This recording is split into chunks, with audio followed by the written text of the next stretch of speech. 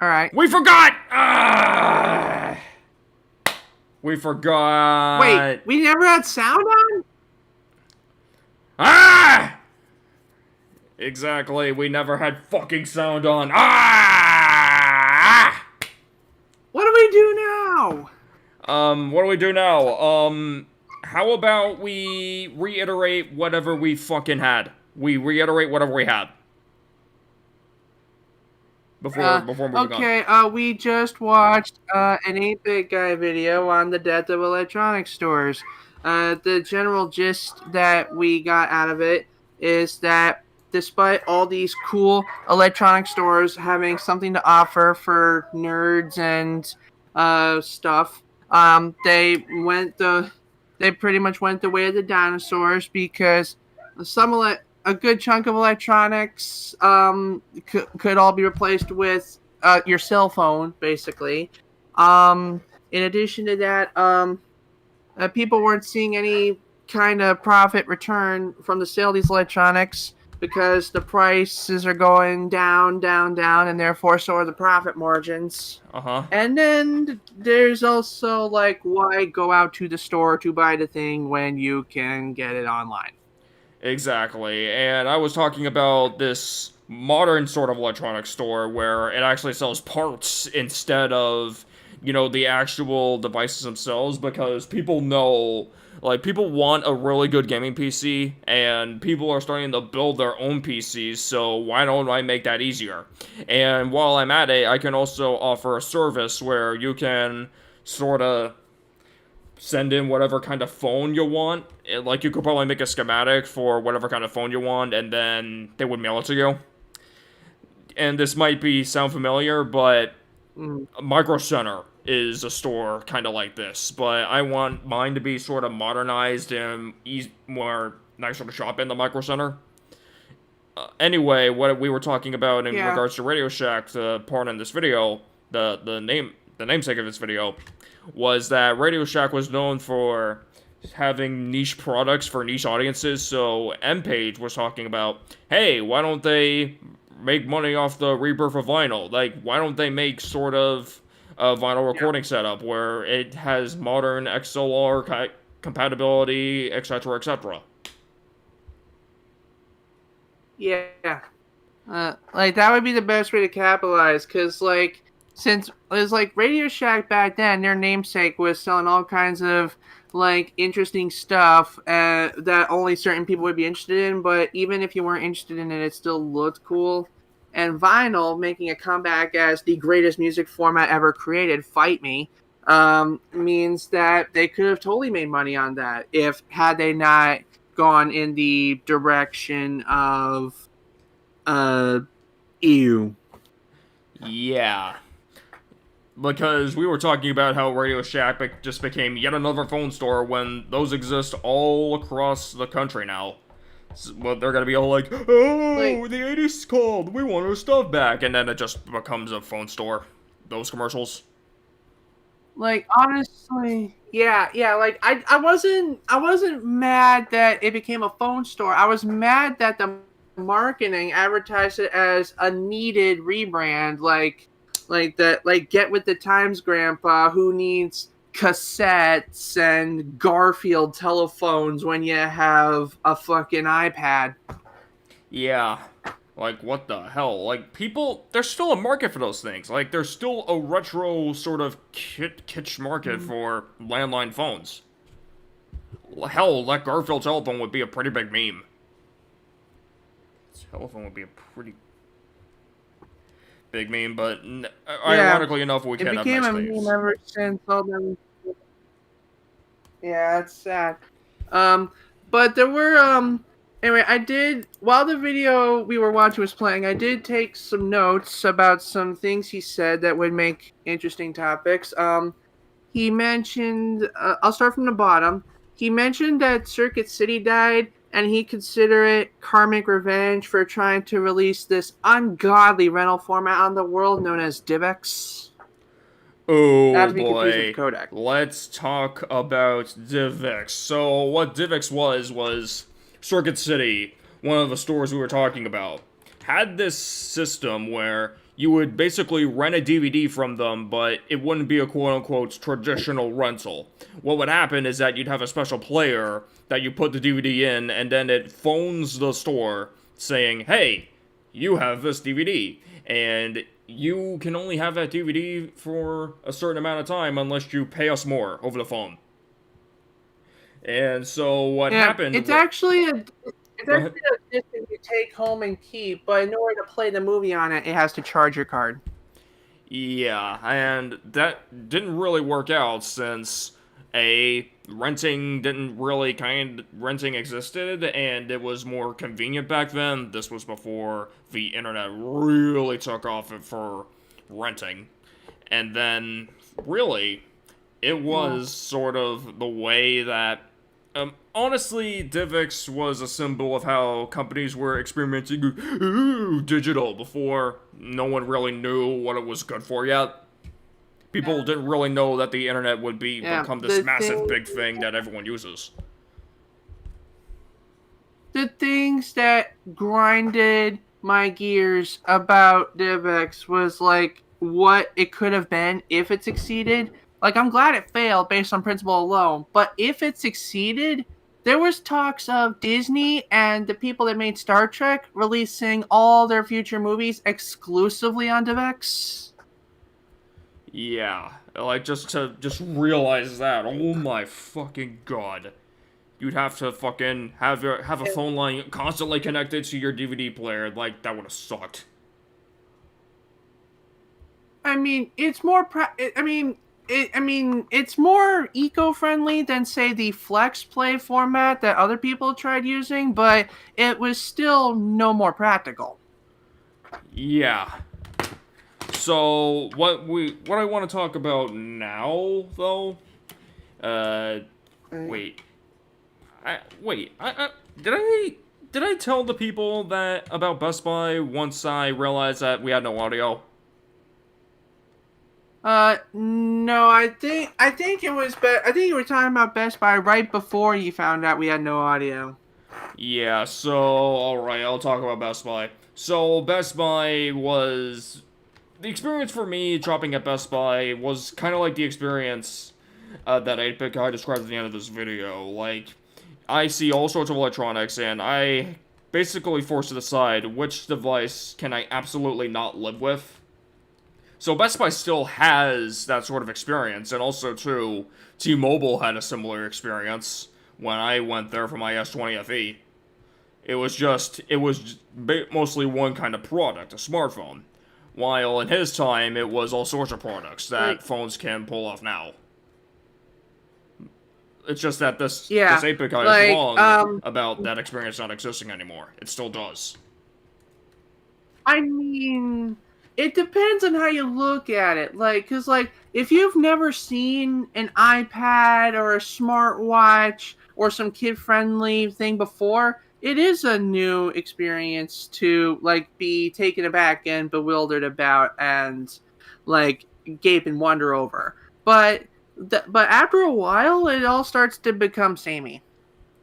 Yeah, I mean, I guess that's what he's talking about, but if you're into tech, then you know all sorts of the small, subtle differences that make everything better, like pop-up cameras, under-display cameras, in-anal cameras.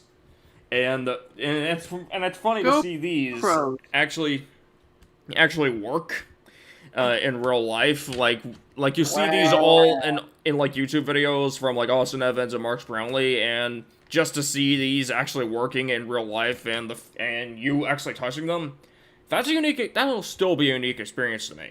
That's why I still like going to stores to buy something. And also, too, I don't have to worry about, oh, is it gonna ship? Because I have it in my hand. I know it's gonna work. And once I get home, there you go. It's yours. Yeah. There's just something about being able to hold it in your hands, read the box art, ask the people around you for honest to God opinions, and get people's get like a satisfaction guarantee from the people that run the store and get the product, as opposed to this cold, unfeeling environment we call the internet. Yeah. The thing with this is that, honestly, like, I did describe my store idea, but we could never mind. I already said I can't really say anything about that. What should we talk about now? There was this one point that 8-Bit Guy made at the beginning of his video, which still kind of rubs me the wrong way. Like, not in the way he presented it, but he did bring up a real issue, and that issue rubbed me the wrong way. Like, back in the olden days, he said you weren't allowed to take pictures or video of the inside of electronics stores. Security would always kick you out, sometimes confiscate your roll of film. He asked the security guard while he was being escorted one day, why is this a thing? Security guard said they didn't want the competitors to come in and document the prices of the products or whatever. And and there's obviously a fair counter. Like, someone could just come in with a pencil and paper and write down the prices, or maybe just catalogs. You give catalogs to all your customers. Maybe the competitor could just take one of the catalogs and get the prices that way. The real reason is unknown, and the fact that it's unknown irks me, and I can't even fathom anything about why that's a reason. I mean, it's not a reason nowadays, because nowadays everyone has a phone, so you can't exactly tell them no if it's a thing you could, if it's a thing that everybody's doing. So, changing the subject back to dead stores, the thing I found interesting about Fry's Electronics was they had all sorts of weird store designs that they have, kind of like how some McDonald's have, where depending on the location, it would have a very interesting design based on the history of the area. So, here are a few examples. Okay. This one. Let me just get in the thing. This one, which is based on Mayan temple. And another one based on of the Mayan temple. And this one, which is hopefully in Roswell, New Mexico. This is a UFO one. And another Ancient Legends one. And there's a Silicon Valley Museum one. And then there's, okay. And then there's this one, which has this weird design to it. And oddly enough, Fry's Electronics hasn't been restocking goods in the last years of its existence. Probably because of financial issues, I don't know. I don't really remember reading about this. So, do you know anything about it, GH? I am not familiar with Fry's Electronics, but on the subject of dead tech stores, it does sadden me that there are a lot of mainstream video game stores that no longer exist, except for GameStop. But honestly, fuck GameStop. Nowadays, if I want to get good quality retro entertainment or even modern entertainment, it's either department store or some local independent thing. Ooh. A third-party video game store, for example, like the one in my area, it's GameLayer. Yes. Yeah. And also, too, we have this old Friday Electronics store. This is supposed to be like an Old West type deal. And all of these are closed, so it doesn't really matter. Oof. And of course, the Mayan one was... We used to... think of all the stores we used to have to buy all the cool video games back then. We had Sears, we had Toys R Us, we had Babbage's, we had Incredible Universe, shit like that. Yeah. Well, unfortunately, I didn't have any kind of cool electronic stores like that. We did have our share of unique local stores in my childhood, but unfortunately none of them were electronic stores. I never even got to see a Circuit City. Although I do have an interesting story about one store that I went to a couple years ago. Have you ever heard of a site called TigerDirect.com? Yeah, I think Rhett and Link actually got sponsored by them at one point. Yes, because they actually have a few physical stores that still exist somewhere. But here's the thing, they're not really updated much at all. Like, when I went, the store was straight up stuck in 2010. Because the store and all its displays weren't necessarily updated by them. Like, they still had a massive Connect kiosk. It was that old. So... Yeah, like, I remember in the last days of Kmart's electronics section, it was kind of like that. Like, behind the glass display case, you could buy, like, Mario Kart DS for $30 in the days of the 3DS. Yeah. Wow, like, my Target Direct... So yeah, they didn't know they did it. Yeah, my TigerDirect.com was very similar. And, like, the entire store was like that. And we were looking for anything, and we couldn't really find anything we wanted. And I assume it was probably a former Circuit City, too. Since TigerDirect.com was the company that bought Circuit City, I think. Yeah. The weirdest outlier I've ever seen in Kmart's video game department, before it got gone, was there was this Kinect game called Baller Beats. It's a game that uses the Kinect and a basketball. It came with a basketball, and it's essentially a dancing game with a basketball. Wow. Like, did you buy it? I did not, because I didn't give a fuck about basketball at the time. And I almost wish I did, because that would have been an interesting thing. I think you could just use any basketball, though. It's just an ordinary basketball. Oh. Eh. I would talk about H.H. Gregg, but here's the thing. I don't really know anything about that store, except for the fact that it was a relatively big player until all of a sudden it was not. Like, they had to close like 700 stores all at once because they were so bridled with debt, I believe. Yeah. But that's really all I know about H.H. all Gregg. I know about. Yeah.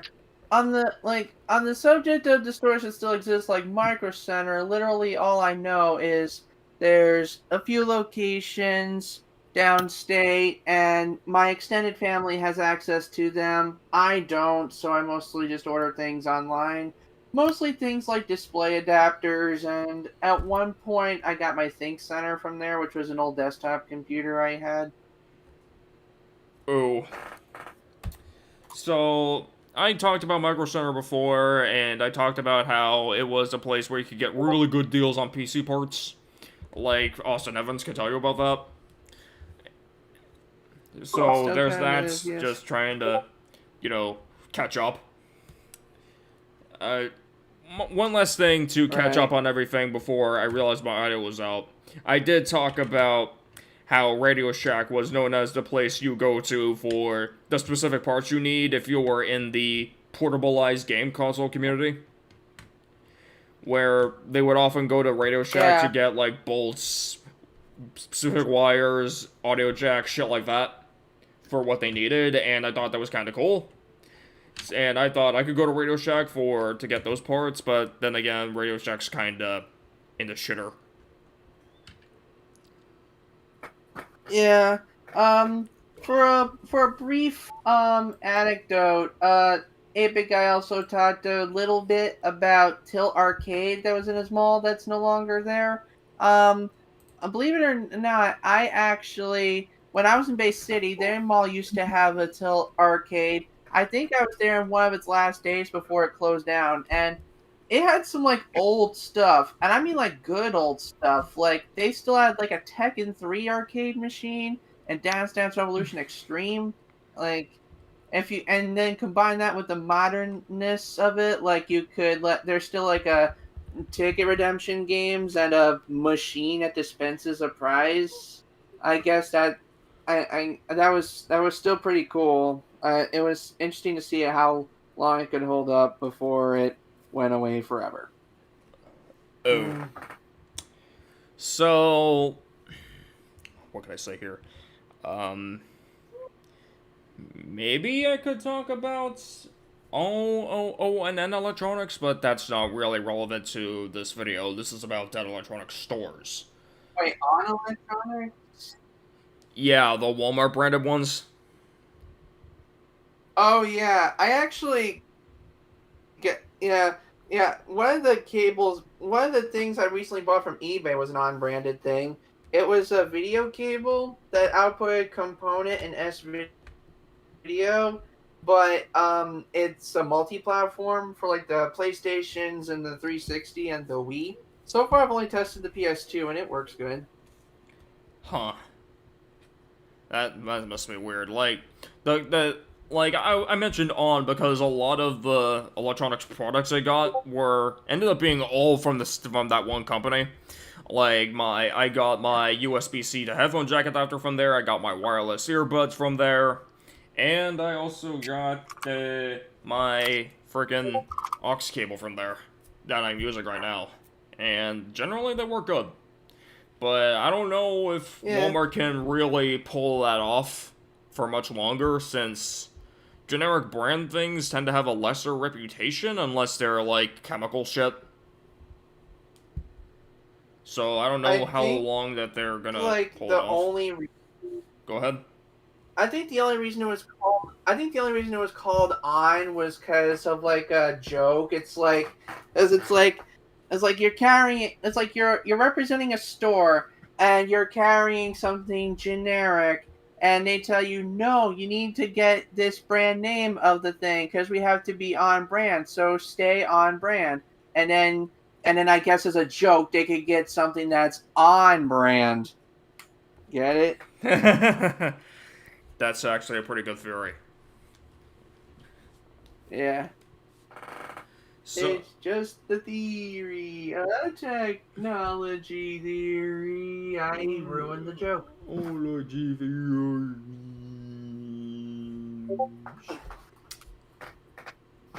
Anyway,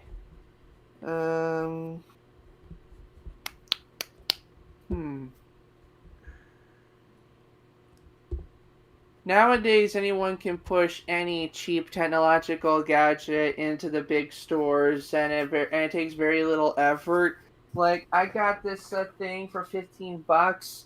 Supposedly, you mount your phone on it. It comes with a camera app, and then it detects like if you move your face like out of the camera view, it rotates the arm to like kind of bring you back into view, which sounds cool on paper, but it doesn't always work. Like, one thing I've noticed is like when I put it in the horizontal mode, like, and move my head to the right, I expect the camera to follow me to the right. Instead, it tilts to the left, which was not where I wanted it to go. So here's my opinion on this whole thing. Like, as companies begin to create more and more cheap tech products that are actually, good, and as more and more stores begin to stock them for a proper electronics section in their store, the purpose of electronic stores, the dedicated ones, seems to become more and more worthless, I guess? But then again, the electronics store, like we said, has this unique feel to it that can't be replicated, but then again, it can be replicated once these companies create more and more cheaper products that they can sell in these stores. Like, the thing that drives me up a fucking wall about the electronic sections of department stores today is that because there's such a need to keep them stocked, to give the nerds something to come back to and forget that they miss the old school electronics stores, a lot of the times some of the shelves are just filled with cheap crap. Like, like that $15 robot arm I explained earlier, or a $20 Bluetooth speaker that sounds like it's coming out of a toilet. And then there's the stuff that they can't sell because they're so expensive, like them $200 mini arcade cabinets.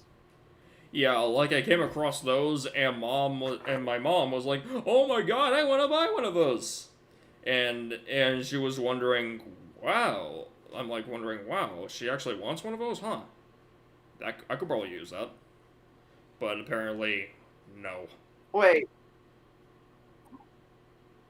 Like, how the fuck?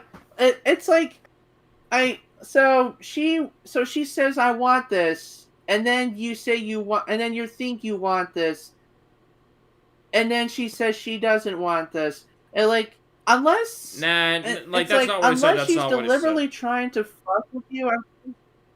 Go ahead. Like she said, what I was trying to say was, oh, this could be something that we could buy in the future. Like, it's not like she doesn't want it. It's just, it's like, it's that one thing she wants, but she doesn't really have the money for right now. Just to clarify. Yeah, like how long ago was that though? Because like some people a couple days ago, will kind a few of days say ago, maybe another day, and then another day. a few days ago. Yes, I see then. I was about to say, was your mom the literal definition of bipolar? Sorry. Yeah. So, okay, I want to say one more thing before we wrap up. I actually remember, it actually depresses me that all sorts of electronic devices these days, they tend to simplify everything as much as they possibly can, from their designs to the amount of features they have. Back in the day, consumer electronics like hi-fi stereos, CRT TVs, Walkmans, etc., they would have all sorts of knobs and cool features that they would have that would basically tell you exactly what you would need to do, to the point where you would probably need to take a class to understand everything there. Nowadays, with smartphones and shit like that, companies want everything to be so simple and user-friendly that it's just stupid. Like, for example, remember how Microsoft wants the Xbox series of consoles to be consumer-friendly to the point where there's no fucking exclusives for the Series X and S? Where they're all just gonna be on the one, and the only... Until the first... Yeah, and to the point where on the boxes, the only way you can tell if it's an Xbox Series X game from an Xbox One game is whether the fucking Xbox Series X title is only on there as opposed to it alongside the Xbox One title. Like, what the fuck? It's so stupid. And also, like, too... The problem is... Go ahead. And this also ties into the Sony phone, too, from last episode. Another problem... Go ahead. GH, I'll let you talk. Shit, yeah. Like the problem with this... Another... a problem I have with the series games is, for the sake of user-friendliness, they get rid of convenience. In fact, they give more convenience to the developer. Because it's like fucking... Like, some Xbox Series games, you can put them in the Series console, they install, you're done, right? You can play. But some of them have this bullshit called Smart Delivery, where no matter what system you put it in, it'll install the Xbox One version. If you're lucky, it might just have some unfinished bits. And then it connects to the internet and downloads the rest. Yeah, good idea on the surface, but what if you have no internet? Exactly, so you're pretty much stuck with the Xbox One version and you don't even know it, which is stupid. If they even put the Xbox One version on the disc, sometimes it's just whatever unfinished bits and pieces they have up to the disc being pressed, and everything else is a day one patch. Like remember people talking about how Tony Hawk's Pro Skater 5 needed an 8 GB update patch, There's a reason it's so big. If you look at the disc itself, all you have is level 1! What? That's insane. Like, Yeah. stupid. Yeah. And as I was about to say too, like on the old electronics, like this goes back to the Sony phone from the phones episode last week. You know how that in that episode the Sony phone had all sorts of camera features that you wouldn't get on normal phones. Like you had all sorts of camera features that you could get, and all sorts of useful features that you would need, like a headphone jack, no notch, the frickin' notification LED, the micro SD slot, the everything, pretty much. And while phone companies these days deliberately get rid of features just to be, not even user-friendly, but courage! Looking at you, Apple. Because, and I feel like that's one of the things we lost with the loss of electronic stores, is because things used to be complicated, but they were there for a reason. Now everyone just wants to simplify everything. And I feel like the death of electronic stores is directly related to that. Like, the problem with simplifying everything is that in the name of simplification, they'll leave out certain, like, hidden fine prints and bullshits and leave the customer in the dark trying to figure shit out because it looks simple, but on its surface, it still fucking isn't. Like a phone will tell you, example, it has FM radio, right? Mm-hmm. And maybe it has a built-in app, maybe you have to download an app. Like, yeah, it has an FM radio. What it doesn't tell you is that you have to plug in headphones in order to use the radio because it takes the metal conduits of your headphone jack and uses it as an antenna. Yeah, it's kind of dumb. Another thing that they have is some of the modern phones, some of the newer phones nowadays have hotspot capability. That means you could turn your phone into a Wi-Fi hotspot and allow other devices to use your phone's signal as Wi-Fi. Yeah, it sounds good, except the phone companies have final say as to if you can use it, when you can use it, and how much you can use. Which is kind of dumb. Like, even if you have... Is this true even if you're using Wi-Fi for it? Like, are you just... Is it true if you're just using the phone as a conduit for your router? Like, if you... Like, it depends on how your phone gets data. Like, if your phone gets data through the Wi-Fi in your house, then it's just a pass-through and it don't really matter, I don't think. But if you're using it to take your cellular data and make Wi-Fi for the other devices, then yeah, the phone companies can have their own limits. My Galaxy phone here can be a hotspot, and through my carrier, I have unlimited phone data, keyword being phone data. If I were to put this in hotspot mode and connect another device to it, those devices combined only get 15 gigs a month. Oh. Like, are you talking about, are texts included in phone data, by the way? Tax? Huh? Yeah, because I was wondering, what if I could make, like, a system where it could have, like, it would probably use texts as data, and it would enclose the data so the company doesn't know that you're using data in the form of texts. So it would often, what I would do is, internet would often, an internet connected device would send quote unquote texts to the internet to be used, and then the internet would send data back as texts, so it doesn't count. But then, that really wouldn't. I think it probably. But then that would be kind of what slow. Communication app you're using, because on the phone itself, if you use an app like say Messenger or Discord to send a text, that's data. But if you use the built-in messages app to send a text message to a phone number, that's a text message.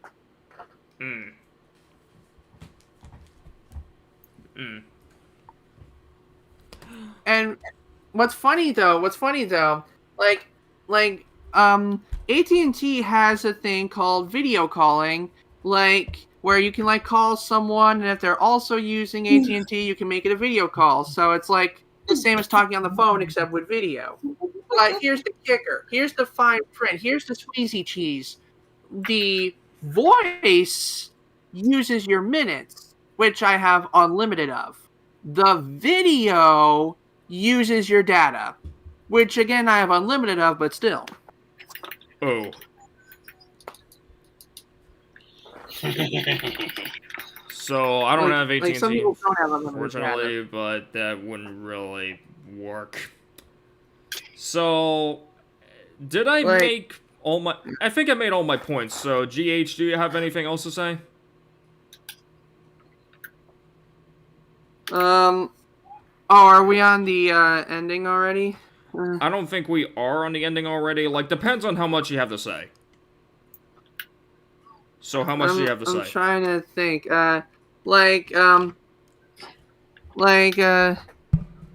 Let's see.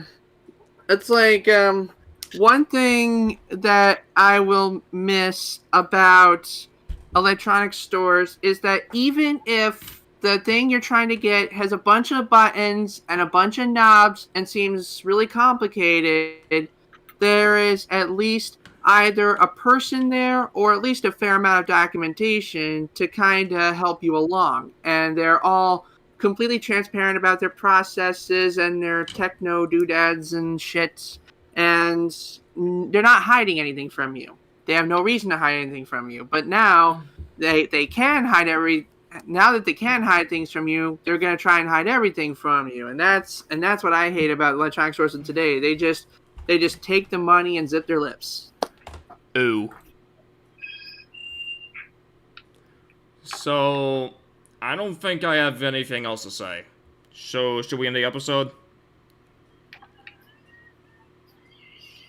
Yeah, in conclusion, like electronic stores, we need those back. We need good, honest to God electronic stores for like not just modern stuff, but also the retro stuff that's still good, because most of these things are not only just as good, if not better than their modern counterparts, but most, if not all of them, can be rebuilt with off-the-shelf parts. So it wouldn't be that hard to get things back where they were again. So here's my conclusion. Electronic stores serve a niche that clearly still exists. And if that niche still exists, genuinely, then they really need to speak up and perhaps make their own versions of electronic stores. Probably on the local level, so they could, like, federate or something. So, that's all I have to say. Anyone want to have any last words before they say goodbye? Let's see, vinyl is the best music format. Come at me. Alright, so on Monday, we're gonna do Raw. We're gonna do, No Jack, the original version. Probably. I don't know. And in terms of streams, we have Unforgiven on the 18th. So look forward to that. So now that you know what to look forward to, bye-bye.